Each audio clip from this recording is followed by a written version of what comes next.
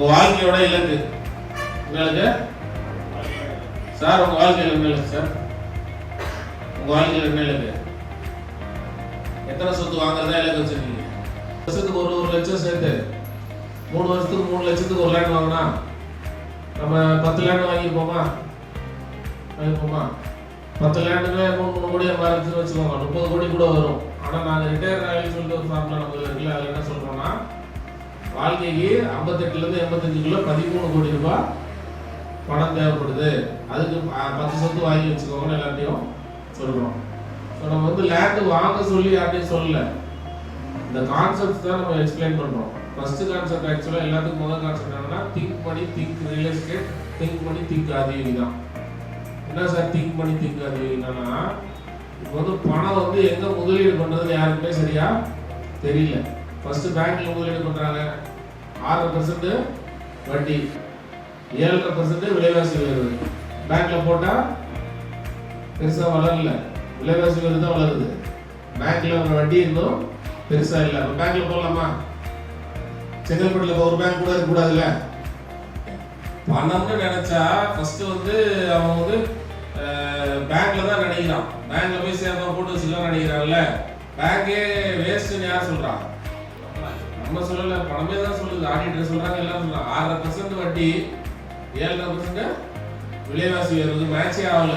புரியுதா? பேங்க்ல போற பணம் வளரல. சரி, போடணும். பேங்க் எடுத்து கோல்டு தானே, கோல்டு என்ன பண்ணுது? வாங்குறப்பே 15-20% வேஸ்டேஜ். நீங்க பேங்க் கோல்டு அவ்வளவா வளராது. ஏன் வளராது? 5 வருஷமா ஏன் வளரல? நிறைய தங்கச்சரகம் கண்டுபிடிச்சிட்டான். அதனால அதெல்லாம் மொத்தமா எடுத்தாலும் தங்கமே விலையில்லாம போயிடும். அதனால கொஞ்சம் கொஞ்சமா எடுத்துட்டு இருக்கான். கோல்டு துபாய் கோல்டு மார்க்கெட்லாம் கேள்விப்பட்டிருக்கீங்களா? நிறைய திறந்துறான். ஏன்? நிறைய தங்கம் வருது, நிறைய திறந்துறான். ஷேர் மார்க்கெட்லாம் நமக்கு புரியாது. பிட்காயின் மொத்தமாக மோசம் போயிடுது. சீட்டு அது நம்மளால சொல்ல முடியாது.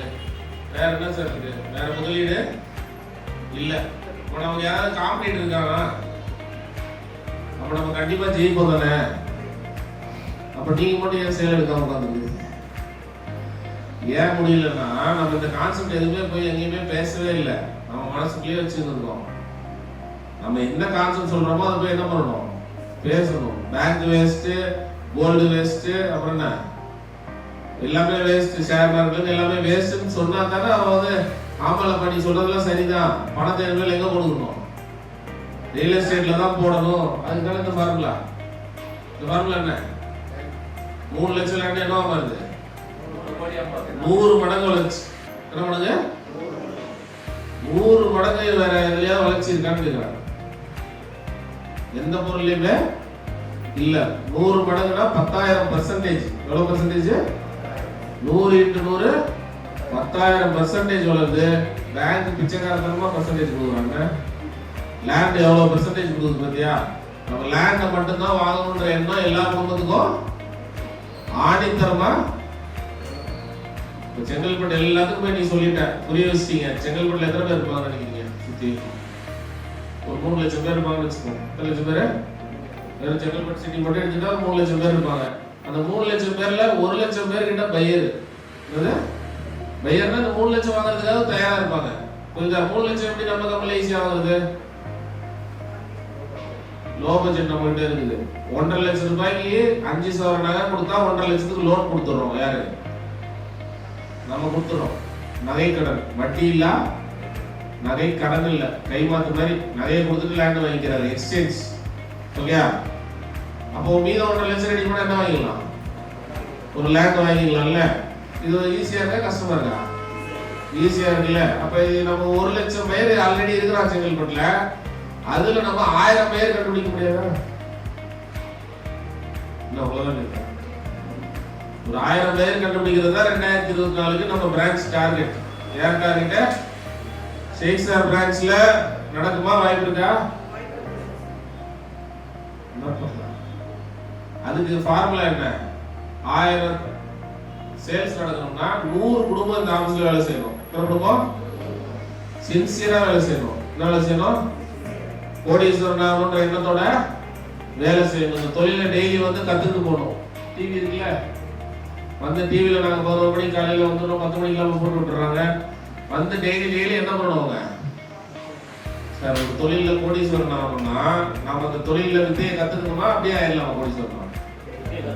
வித்தையை கற்றுக் கொடுக்குறது நாங்கள் என்ன பண்ணுறோம்? இப்போ டிவிலேயே ரெகுலராக வர்றோம். அந்த வித்தையெல்லாம் கொஞ்சம் கொஞ்சமாக யாருக்குள்ள போவோம்? உங்களுக்குள்ள போகும். நீங்கள் கூட்டிகிட்டு வரவங்களுக்குள்ள போகும். போக போக என்ன ஆகிடும்? பணம் வரும். கொடை பிடிக்கிறோம்ல, கொடை மலையை நிறுத்திடுமா?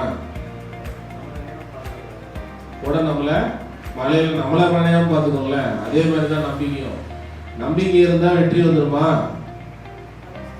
கிடையாது. நம்பிக்கை இருக்கிறவங்க எல்லாரும் வெற்றி வந்துருமா? கிடையாது. ஆனா நம்ம பல சிச்சுவேஷனை தாங்கிறதுக்குள்ள சக்தி எது கொடுக்கும்? நம்பிக்கை தான் கொடுக்கும். கொடை மாதிரி தான் இருக்கும். புரியுதா? அப்ப நம்பிக்கை இருந்தா மேக்சிமம் பிரச்சனையை சமாளிக்கலாம். அந்த சக்தி எது கொடுக்கும்? நம்பிக்கை கொடுக்கும். கொடை மாதிரி தான் நம்பிக்கையும். கரெக்டா? ஆனா உங்களுக்கு நம்பிக்கை அப்படி அவ்வளவா இல்லை. இருந்தா என்ன கடவுள் என்ன கூட்டு வந்துருப்பீங்க?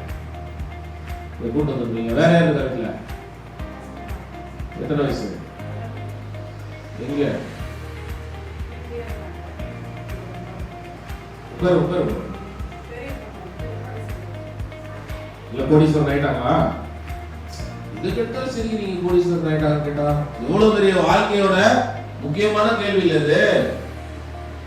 என்ன சீரியஸான கேள்வியா இல்ல விளையாட்டுத்தனமான கேள்வியா?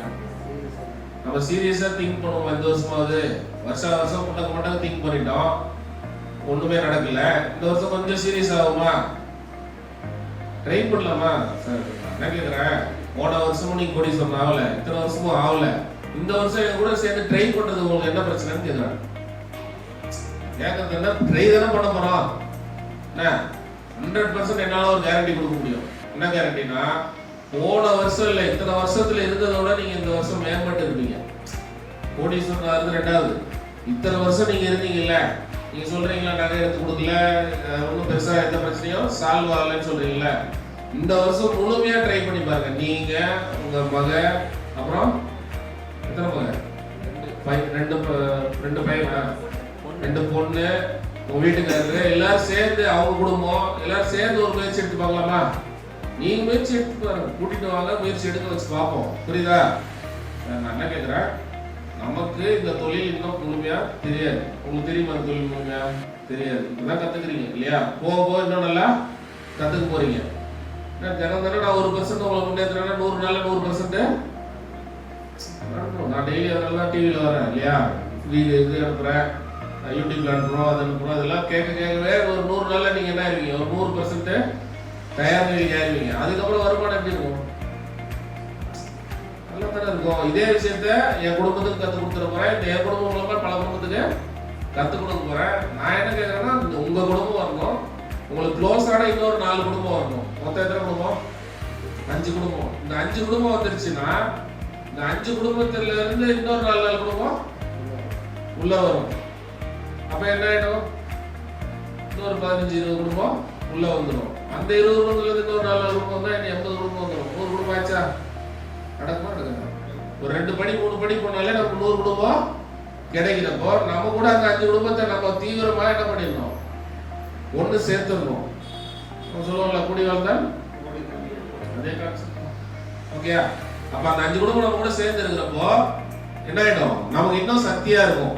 யாராவது ரெடியா பேசிட்டு இருப்போம் பார்த்து, நமக்குள்ள என்ன செய்யலாம், இது எப்படி அடையலாம், இந்த எண்ணத்தை எப்படி நிறைவேற்றலாம், எத்தனை மணிக்கு காலையிலே வேலையை தொடங்கலாம். ஏன்னா நீங்க தொழில் பண்றீங்க, வேலைக்கு வரல. எதுக்கு வரல? தொழிலுக்காக வந்திருக்கீங்க. அப்ப தொழில் பண்றப்போ காலையிலே எர்லியா ஸ்டார்ட் பண்ணுவீங்க. என்ன பண்ணலாம், ஏது பண்ணலாம், வீட்லயே என்ன இருக்கும்? பாசிட்டிவான எண்ண அலைகள் இருக்கும். இது நடக்கவே உங்களுக்கு எல்லா விஷயமும் பாசிட்டிவா நடக்க ஆரம்பிக்கும். நம்மளும் எந்த இடத்துல போய் நீ இடம் வாங்கிக்கலாம் நம்ம சொல்லல, நம்ம இடம் போட்டுருக்கோன்றதை சொல்றோம். புரியுதா?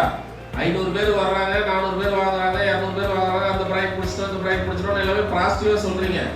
சொல்றப்ப காசு இருக்கிறவர் என்ன பண்ணுவாரு? அதே ஆட்டோமேட்டிக்கா வாங்கதான் செய்வாரு. புரியுது இல்லையா?